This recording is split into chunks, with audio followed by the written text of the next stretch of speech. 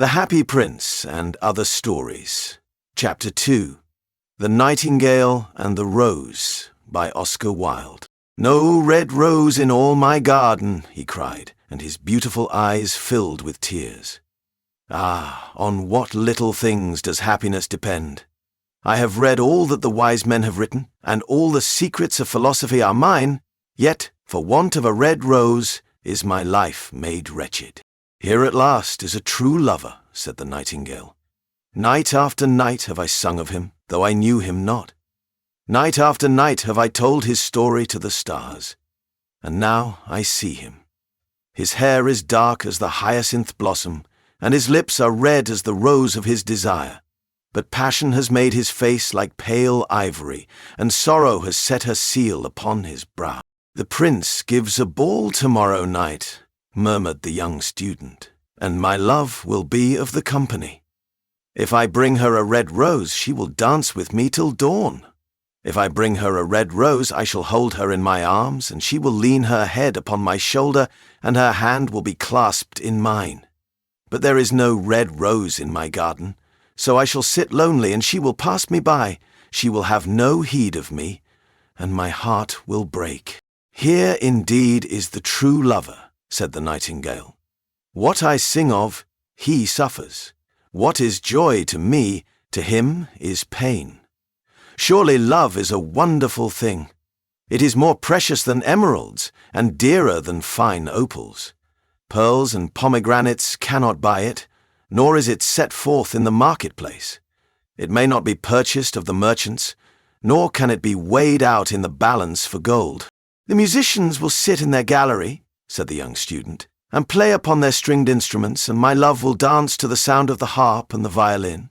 She will dance so lightly that her feet will not touch the floor, and the courtiers in their gay dresses will throng round her.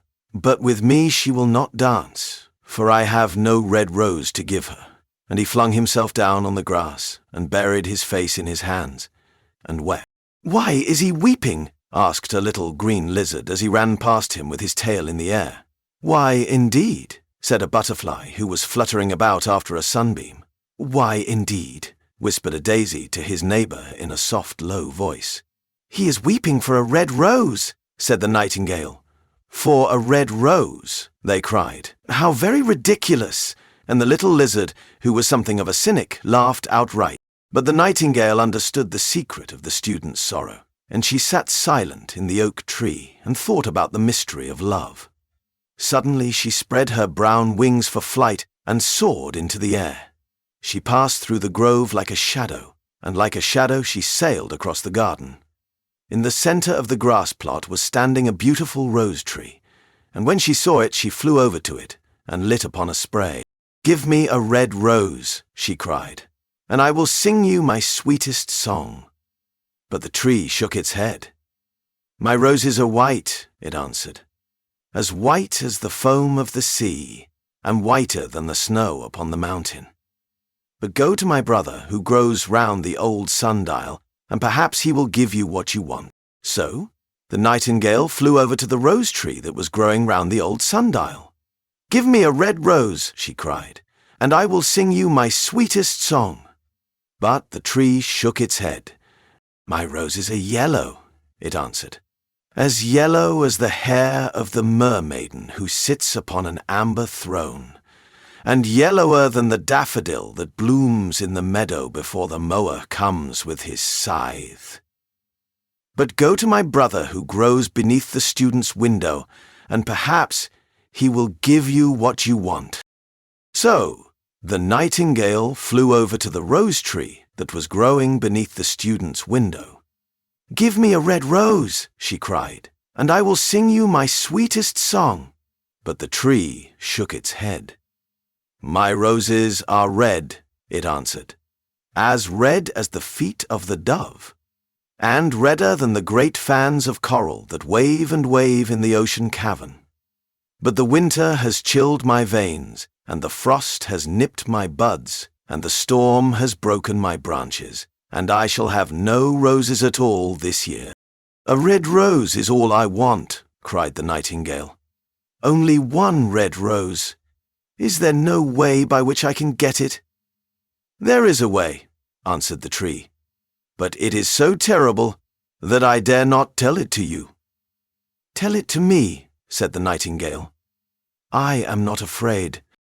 "If you want a red rose," said the tree, "you must build it out of music by moonlight, and stain it with your own heart's blood. You must sing to me with your breast against a thorn.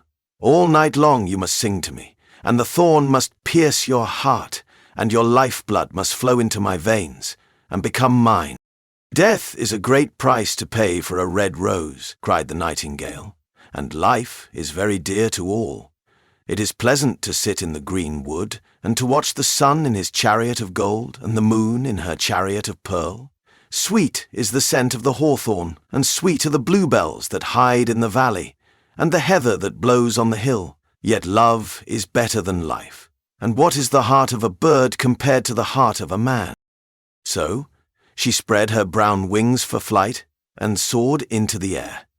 She swept over the garden like a shadow, and like a shadow she sailed through the grove. The young student was still lying on the grass where she had left him, and the tears were not yet dry in his beautiful eyes. "Be happy," cried the nightingale. "Be happy. You shall have your red rose. I will build it out of music by moonlight, and stain it with my own heart's blood. All that I ask of you in return is that you will be a true lover. For love is wiser than philosophy, though she is wise, and mightier than power, though he is mighty. Flame-colored are his wings, and colored like flame is his body. His lips are sweet as honey, and his breath is like frankincense." The student looked up from the grass and listened, but he could not understand what the nightingale was saying to him, for he only knew the things that are written down in books. But the oak tree understood, and felt sad, for he was very fond of the little nightingale who had built her nest in his branches. "Sing me one last song," he whispered. "I shall feel very lonely when you are gone." So the nightingale sang to the oak tree, and her voice was like water bubbling from a silver jar. When she had finished her song, the student got up and pulled a notebook and a lead pencil out of his pocket. "She has form," he said to himself as he walked away through the grove. "That cannot be denied to her. But has she got feeling? I am afraid not. In fact, she is like most artists. She is all style without any sincerity. She would not sacrifice herself for others. She thinks merely of music, and everybody knows that the arts are selfish. Still, it must be admitted that she has some beautiful notes in her voice. What a pity it is that they do not mean anything, or do any practical good." Then he went into his room, and lay down on his little pallet bed, and began to think of his love. And, after a time, he fell asleep.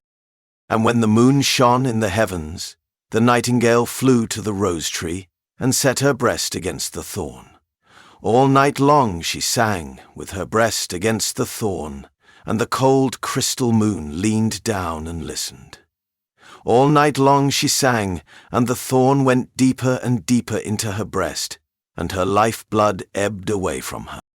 She sang first of the birth of love in the heart of a boy and a girl, and on the topmost spray of the rose tree there blossomed a marvelous rose, petal following petal, as song followed song.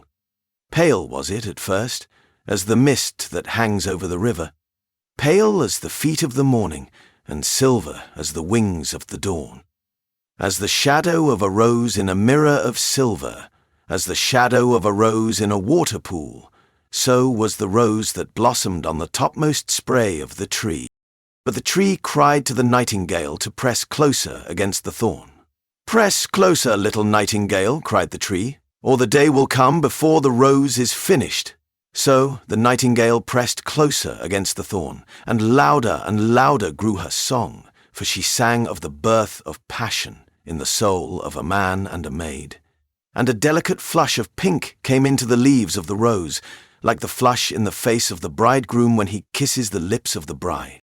But the thorn had not yet reached her heart, so the rose's heart remained white, for only a nightingale's heart's blood can crimson the heart of a rose.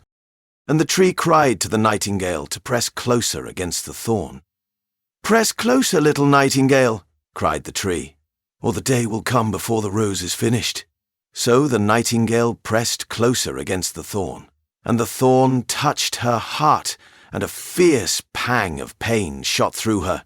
Bitter, bitter was the pain, and wilder grew her song. For she sang of the love that is perfected by death, of the love that dies not in the tomb, and the marvellous rose became crimson, like the rose of the eastern sky. Crimson was the girdle of petals, and crimson as a ruby was the heart. But the nightingale's voice grew fainter, and her little wings began to beat, and a film came over her eyes. Fainter and fainter grew her song, and she felt something choking her in her throat.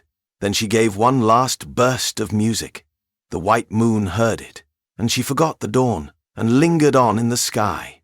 The red rose heard it, and it trembled all over with ecstasy, and opened its petals to the cold morning air. Echo bore it to her purple cavern in the hills, and woke the sleeping shepherds from their dreams. It floated through the reeds of the river, and they carried its message to the sea. "Look, look!" cried the tree. "The rose is finished now." But the nightingale made no answer, for she was lying dead in the long grass, with the thorn in her heart. And at noon the student opened his window and looked out. "Why, what a wonderful piece of luck!" he cried. "Here is a red rose. I have never seen any rose like it in all my life. It is so beautiful that I am sure it has a long Latin name." And he leaned down and plucked it. Then he put on his hat and ran up to the professor's house with the rose in his hand. The daughter of the professor was sitting in the doorway winding blue silk on a reel, and her little dog was lying at her feet. "You said that you would dance with me if I brought you a red rose," cried the student. "Here is the reddest rose in all the world. You will wear it tonight next your heart, and as we dance together, it will tell you how I love you." But the girl frowned. "I am afraid it will not go with my dress," she answered. "And besides, the Chamberlain's nephew has sent me some real jewels, and everybody knows that jewels cost far more than flowers." "Well, upon my word, you are very ungrateful," said the student angrily, and he threw the rose into the street, where it fell into the gutter, and a cartwheel went over it. "Ungrateful?" said the girl. "I tell you what, you are very rude. And after all, who are you? Only a student. Why, I don't believe you have even got silver buckles to your shoes, as the Chamberlain's nephew has."